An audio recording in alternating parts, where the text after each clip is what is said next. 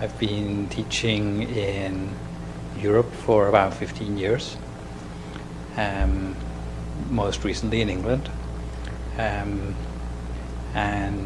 I hope to be able to familiarize myself with you and to give you some confidence about your meditation, especially meditation in the Dhammakaya tradition.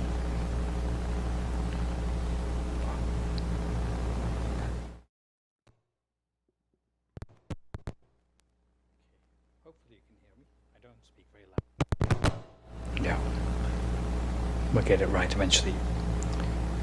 Yes, there are many ways of meditating in the Dhammakaya tradition, and hopefully the little piece of paper which you filled in, especially the one with this one, if you recognize it, will help to give you some pointers for the way ahead in your meditation that's likely to be the most productive for you. So for those of you who have completed that, I'll try to have that advice back for you by tomorrow morning.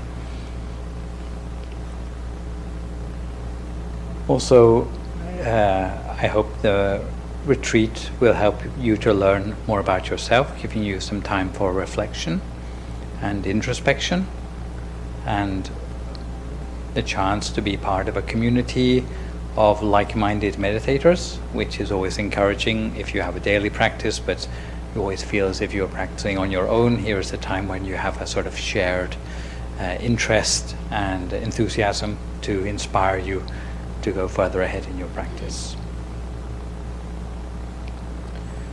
We'll talk about aspects of everyday life as well. Some of these will be connected with Buddhist culture of various sorts, simply because Buddhism extends to quite a lot of aspects of life apart from meditation itself on.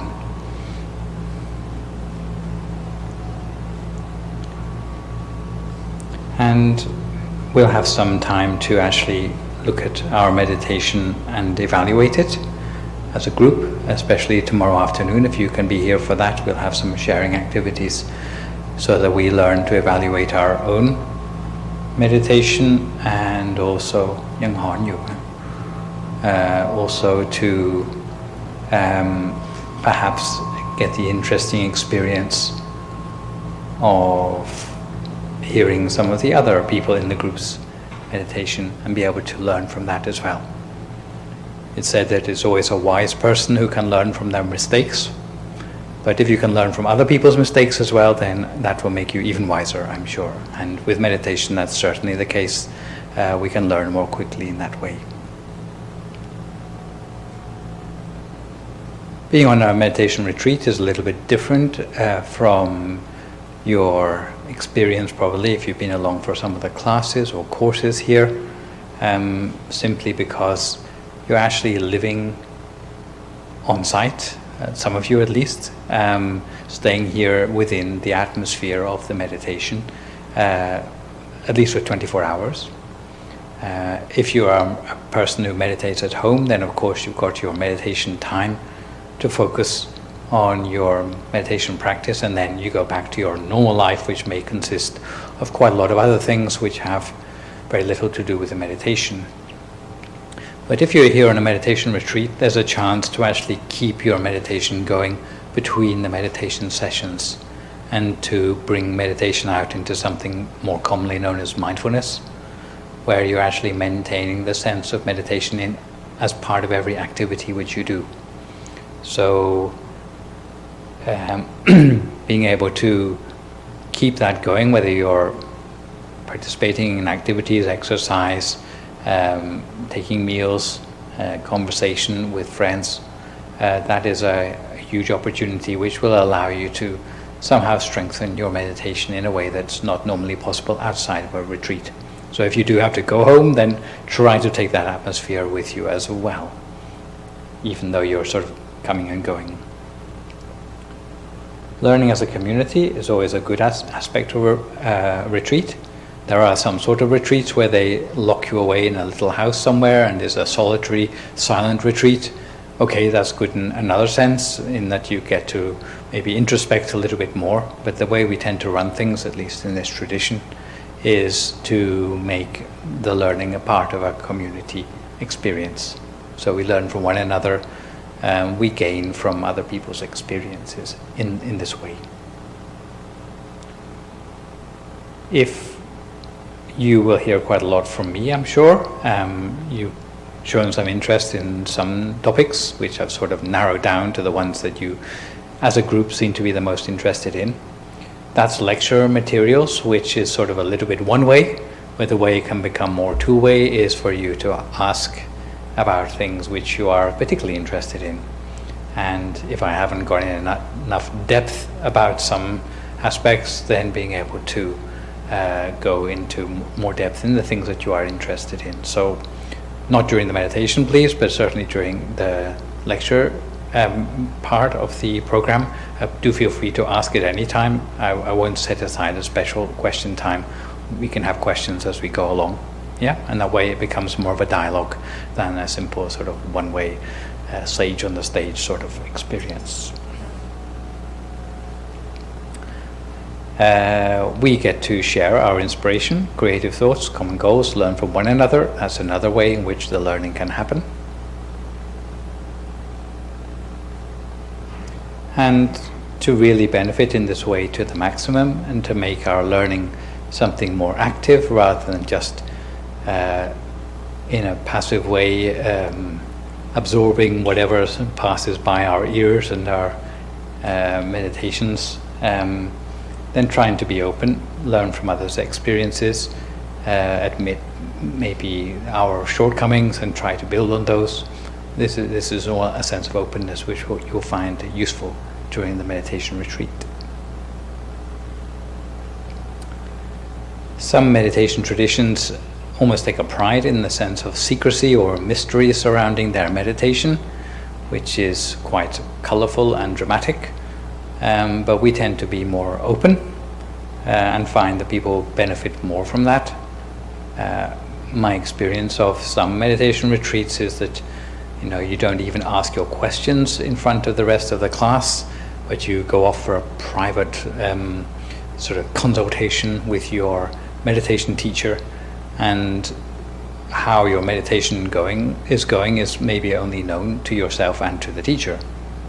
In some ways that's good because it avoids this temptation to maybe boast about your meditation experiences in front of all the other people. But on the other hand, you miss out on finding out what everyone else in your group is up to. And that is also a valuable part of the learning experience, if you are able to suspend your tendency to get jealous of those who maybe seem to be doing better than you. Yeah? No jealous people here? No, you feel really pleased if your neighbor's doing better than you in your meditation. Good for them, And yeah, it's part of being big-hearted. And meditation skills are emphasized more than religion on this particular retreat. If there are elements of Buddhist culture, then I think you'll find that they are all optional. So please don't let things which you find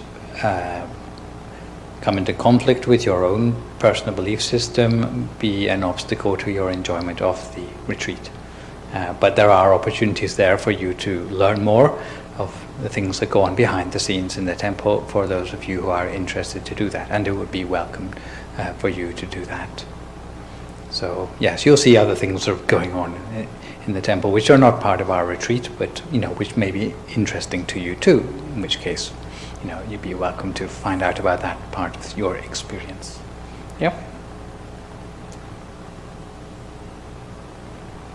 I think many of you have meditated before.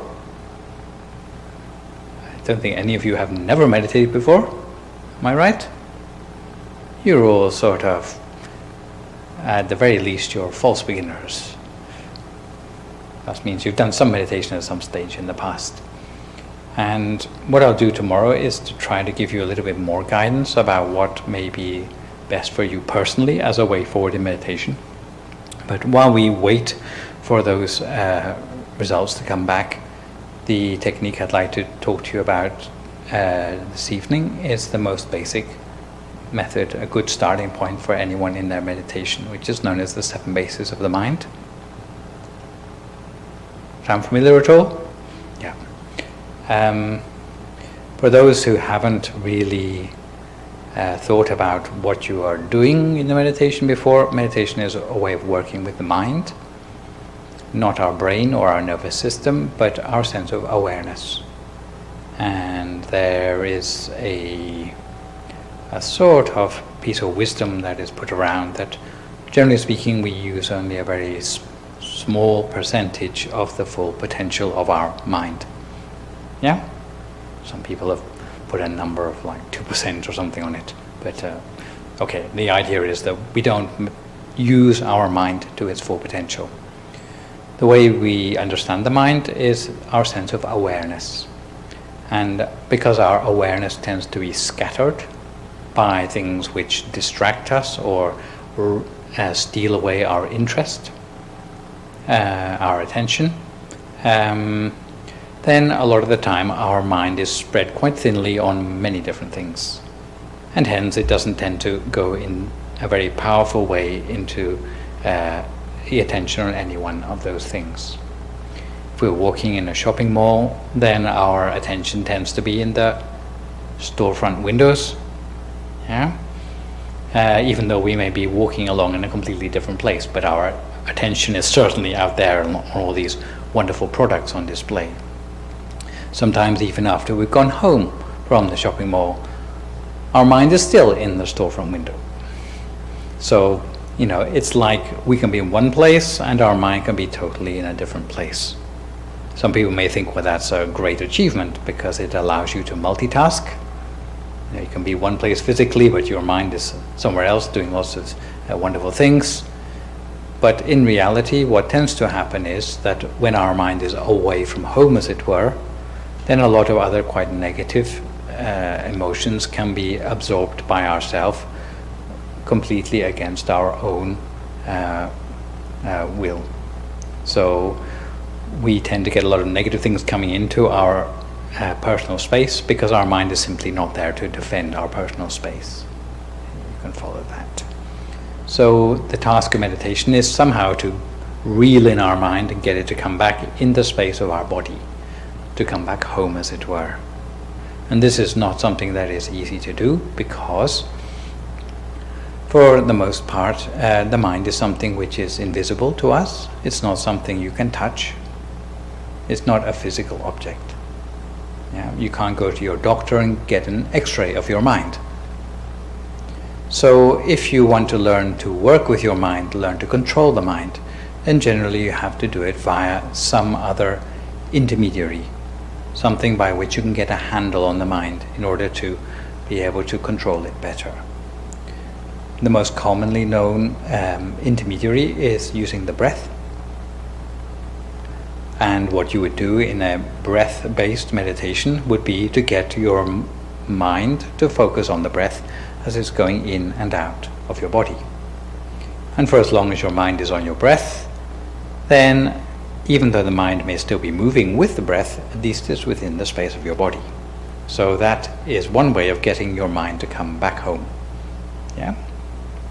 In this particular tradition of meditation, we tend to favor working with the intermediary of some sort of mental object. Yeah? And that object can sometimes be visual in nature. So if you favor a visual object, you might like to think of something like the sun shining in the sky. Can you think of that? Yeah? So like a picture, but it's not a picture you're seeing with your eyes, because there's not a sun to be seen there anymore, but it has all the same qualities of color and shape. But in fact, it's a picture in your mind's eye rather than in your actual physical eyes.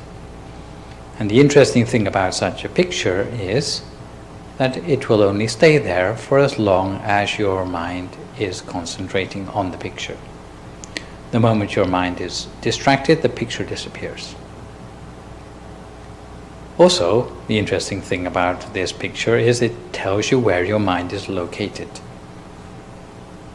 because it will be where the picture is. And if you want to work with your mind to get your mind to go in a certain place, then all you have to do is move that mental picture to the place you want it to be. Yeah? Some people don't get along too well with a picture, and generally speaking, the majority of people get on better with a feeling rather than a picture. Simply because many people have this tendency to try much too hard to see that picture. And the harder they try, then the more tensed up they get in their meditation, which is actually what we were trying to get away from in the first place. So, an alternative, if you find you're trying too hard to see a picture, is to imagine that you feel an object, almost like a small fruit, resting in the palm of your hand, let's say. You imagine a small fruit like maybe a grape or a nectarine. Even if it's resting in the palm of your hand, then it will have a certain weight to it, certain texture, maybe a certain temperature, which you can feel. Even with your eyes closed, you would be able to feel that. It may be round, and in just the same way you can picture a sun shining, you could almost sense a feeling of an object which is there, that you can't, even though you can't see it. And the nice thing about working with a feeling is it's very hard to force the feeling. You can only be gentle with the feeling. So for the majority of people, working with a feeling is the way in which meditation is most easily achieved. Yeah? This meditation on 7 bases helps us to find how to bring this imagined object, whether it's something we see or something we feel, down to the center of our body. Yeah, this is where we're aiming for, somewhere on the level of our diaphragm. Just 2 finger breadths above the navel. Yeah? That sort of distance above your navel. I believe it's known as a belly button here. Yeah? But you don't need to worry too much about the exact position. You go for the place that feels right. 7 bases, well, it's made up of several things. Generally, we start by relaxing our body, relaxing all the muscles of our body first of all, making sure we're sitting comfortably, breathing more deeply. Having relaxed our body, we move on to relaxing our state of mind, which means basically emptying our mind of any worries or concerns that we may have. If our mind can be empty of all those sort of worries, then it makes a space in which we can perform our meditation a little bit more easily. And we have our imagined object. It can be a bright one if you like, or it can be one you can feel if you prefer that way of working with things. I'll lead the meditation as if you have the choice of that. Tomorrow we'll have a little bit more personalized guidance on that. The other problem which affects many people, it may affect you even outside the meditation itself, is a problem of excessive numbers of thoughts running through the mind. If you're the sort of person who finds problems sleeping, then this will certainly be the case for you, and it will probably carry over into your meditation as well. An excess of thoughts, not being able to turn off the thoughts at the end of the day in order to go to sleep, generally is a sign that you're going to meet up with the same sort of thing in your meditation. Taken to further extremes, it can lead to panic attacks, it can lead to palpitations, anxiety. Yeah, just when you've lost the ability to shut off the thoughts. If you find this is the case, then you may need to add a second element to your meditation, which is known as use of a mantra. Mantra? You may already even have a mantra, in which case, that's all well and good, you can use the one you already have. If you don't have one, then there's a ready-made one from our Dhammakaya tradition, which is the words Samma Arahang, which means a pure state of mind achieved in the proper way. And you hear the sound of those words as if they come up from the object you're imagining on the inside. Sammarahang, Sammarahang.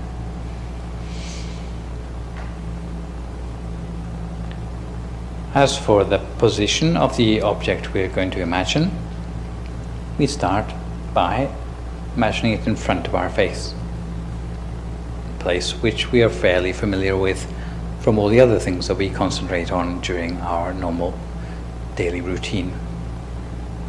So we start by imagining the object out there in front of our face and making it smaller in size, to the point where it's small enough to fit inside our nose. Yeah? So depending on the size of your nostril, you will need to make the objects smaller, okay? If you have a larger nostril, then maybe you don't need to make it quite as small. And the interesting thing about this one is that the relevant nostril is on the left side for ladies and on the right side for gentlemen. Okay? You can ask if you don't know reason for things. Yeah? Second point. So having brought the object to that point, made it smaller, we make it as realistic as we can. You hear the sound of the mantra 3 times, and we move it to the next base, which is number 2, up at the bridge of our nose. Left side for ladies, right side for gentlemen. Stops there, we make it as realistic as we can, mantra 3 times. From there we move it backwards within our head until it reaches the central axis about the level of on eye level, in the middle of our skull, number 3. This point and all the other points on the sequence are going to be the same now for ladies and gentlemen. So we bring the object there, we make it as realistic as we can, mantra 3 times. And then moving it further downwards now to the roof of our mouth, number 4. Stops there, make it as realistic as we can, mantra 3 times. Moving down again, this time to our throat, just above the Adam's apple. Yeah. We make it as realistic as we can, mantra 3 times. And then it moves down all the way inside the space of our body. Because if inside our body is empty, bring it down to the level of our navel. Number 6. Make it as realistic as we can, mantra 3 times. Sometimes people think about 2 imaginary lines almost like crosshairs on the level of their navel in order to line things up. Exactly. And then upwards, 2 finger breadths, to the final point, which is the 7th base of the mind. And it's an interesting point because it's the precise center of the body in terms of our center of gravity. So although you might think, well, the brain would be a good place to put our object, but here is the place that's actually central. It's the place where balance is achieved. And if we can get a sense of balance between body and mind, well, a lot of interesting things can happen in the mind, such as the mind becoming free of thought. It's also like a central wisdom in the mind. So the longer our mind is sort of connected at that place, then the more chance we have of accessing that sort of inner wisdom. Yeah. So what I suggest is we have a little sample of the meditation, possibly for just 20 minutes this evening, to give you an idea.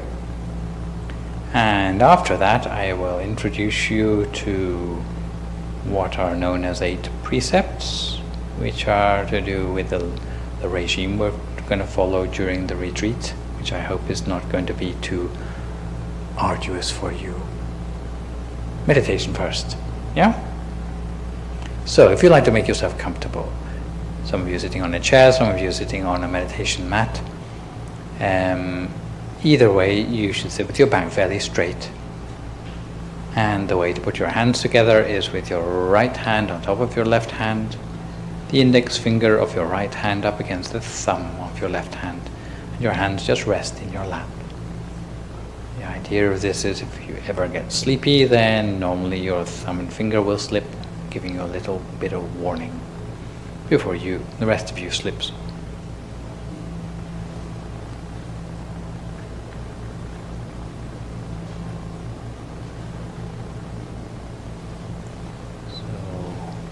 Hopefully you found your way down to the number 7. Didn't get lost along the way. Yeah. So if you can manage to meditate in this way, then generally all other methods will follow on from this. Even if you have a particularly bad day in your meditation, then usually by using this method you can still find your way back to your center, for those of you who may not have tried this before. Generally, it's not a method of meditation we would stay with for very long, but we would stay with it for as long as it takes to find our way with confidence to the center of our body. And having found our way to that point, then we can continue in a more simplified method of meditation where, having relaxed ourselves in body and mind, we would go directly to our center. Yeah. So this is just to let you know that if you find that you are already confidently at your center, then you can probably just take it from there instead of going through those first 6 points. Yeah? But tomorrow we will dwell on a simplified method of meditation, but by then hopefully I will have a little bit more guidance for you. It's a sort of generic meditation practice. I'll just finish off now by saying a little bit about the sort of what you can expect in terms of the sort of regime here. Did anyone mention anything about that? Did you know you're not getting a meal in the evening, for example? So that's probably the biggest shock if anyone didn't know about that. Do you know what 5 precepts are? And is that normally something that you would try to follow anyway? Well, for the meditation retreat, generally we recommend something slightly more than 5 precepts, which is not too different, but it does help you to have a little bit more focus for your mind, to help you to make further advances in your meditation by removing some things which are sometimes a distraction for you when you're training your mind. Some of them, the precepts, which are sort of rules of training, you recognize from the 5 precepts. They're probably not a great deal of a surprise to you. So not destroying the lives of living creatures, even small and annoying ones, to sort of cultivate this element of compassion. Yeah, if you have ants in your accommodation, then try to release them outside while they are still alive, rather than stamping on them. Yes, for example. Not stealing things, or if you are in some doubt about who actually owns something, then maybe try asking before you sort of take it. We try to distance ourselves from sexual sort of interest during the retreat. So even if you have come along with your spouse, you may find yourself in separate accommodation. The idea being that you have less distractions for probably reasons that are fairly obvious to you. Not telling lies or using unskillful sort of speech. Some retreats are completely silent. Ours tends not to be, although you might want to say less than you normally do. But one of the considerations of speaking less is that it's quite hard to say things that sort of continue to maintain the good energy which you have built up from your meditation. The sort of things that are worth saying, you probably will find are a lot less than you would normally say. So trying to keep the topic on things which are positive, maybe to do with helping people around you to meditate better, that are compassionate, helpful, not just sort of entertaining. It would takes more of a sense of mindfulness to come up with that sort of thing. So generally unskillful thoughts of speech, like swearing and insulting people and idle chatter and slander and stuff, we tend to avoid, along with telling downright lies. Not taking intoxicants, so drinks, drugs, non-medicinal ones anyway, that lead to carelessness or loss of a sense of conscience. Smoking too. Those are all in 5 precepts, except for the third one, which is a little bit more intense than what you'd find in the 5 precepts. The extra ones, though, which you might be less familiar with, are to do with our eating, and not eating after generally noontime until the next morning. So when does the next morning start? Midnight? You're laughing as if you don't believe me. But when would it start then, the next morning?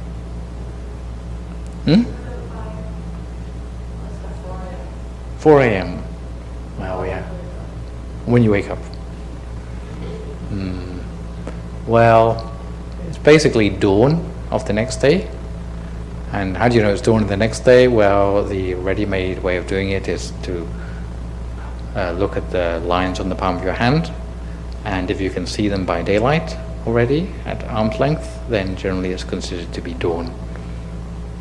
So that's without the lights on. Here I'm not sure, but generally it's like 6 o'clock-ish. And what can you do then if you are hungry, weak, and you've got hypoglycemia and your hands are shaking and that sort of thing? Well, there are some things you'll be pleased to hear which are not considered to be food, which you can eat, because Buddhism is a very compassionate religion. So compassion generally comes in the shape of things like yogurt, dairy products of various sorts are for some reason not considered to be food, and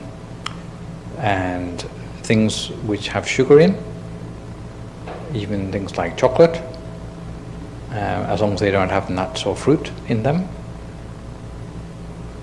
and fruit juice and that sort of thing.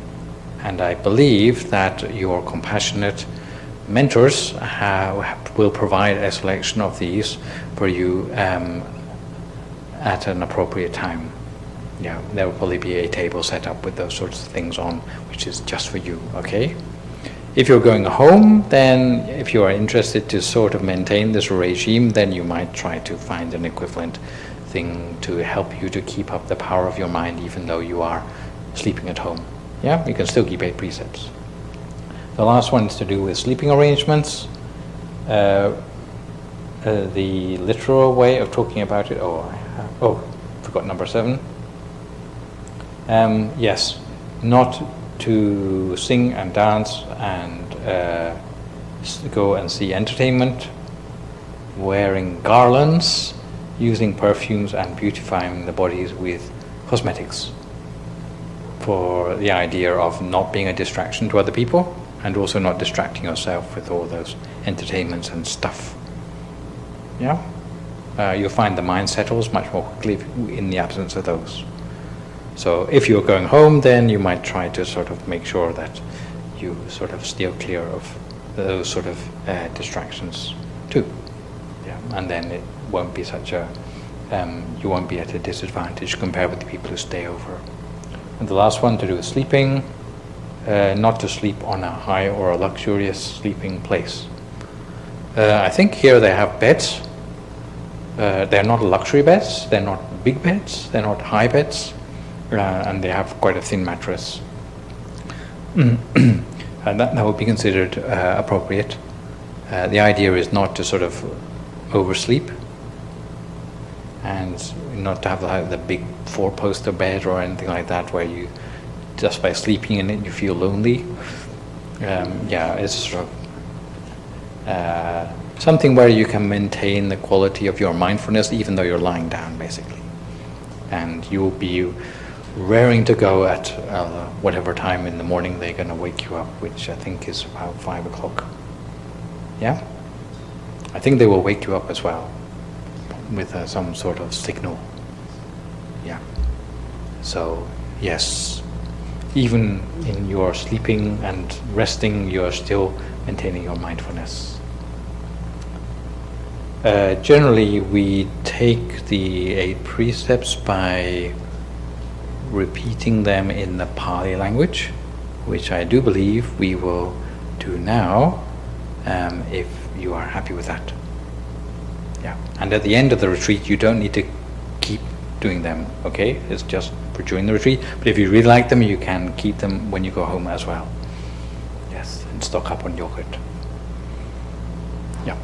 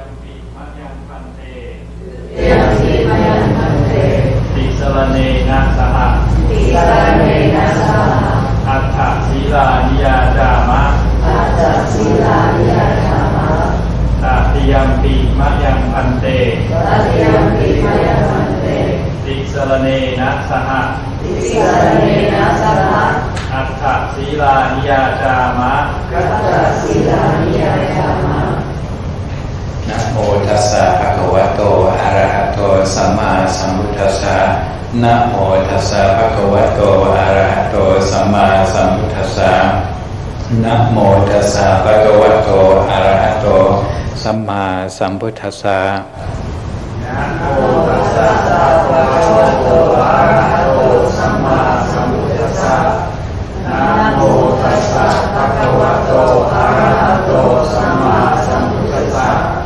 Namo tassa bhagavato arahato samma sambuddhassa. Putthaṃ saraṇaṃ gacchāmi. Dhammaṃ saraṇaṃ gacchāmi. Saṅghāṃ saraṇaṃ gacchāmi. Tutiyampi Buddhaṃ saraṇaṃ gacchāmi. Tutiyampi Dhammaṃ saraṇaṃ gacchāmi. Tutiyampi Saṅghāṃ saraṇaṃ gacchāmi. Tatiyampi Buddhaṃ saraṇaṃ gacchāmi. Tatiyampi Dhammaṃ saraṇaṃ gacchāmi. Tatiyampi Saṅghāṃ saraṇaṃ gacchāmi. Tisarana kamanaṃ titithaṃ. Pāṇāṭipāṭā vēramaṇī sikkhapaṭaṃ samādhayāmi.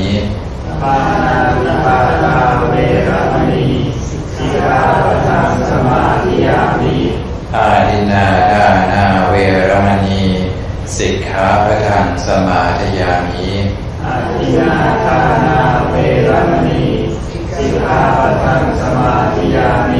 Abrahmacharya vēramaṇī sikkhapaṭaṃ samādhayāmi.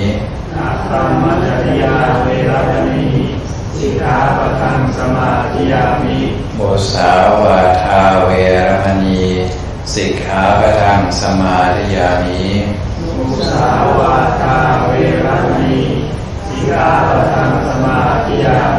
Surāmeraya maccapamādhaṭhānā vēramaṇī sikkhapaṭaṃ samādhayāmi.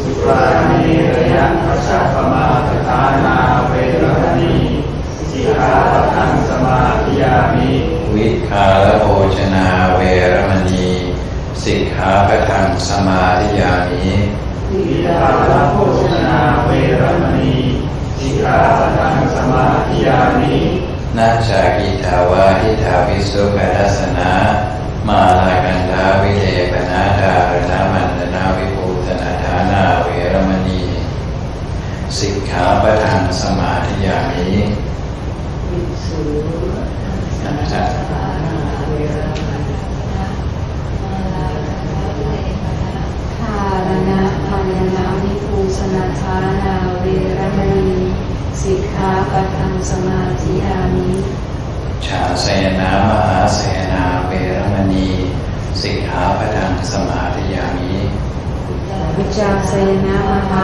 สยนาเวรมณีสิกขาปะทังสมาธิยามิ มานิอัตถสิกขาปทานิสีเลนะสุปฏิญญันติสีเลนะโภคสัมปทาสีเลนะนิพุติญญันติตัสมาสีลังวิโสทัพเย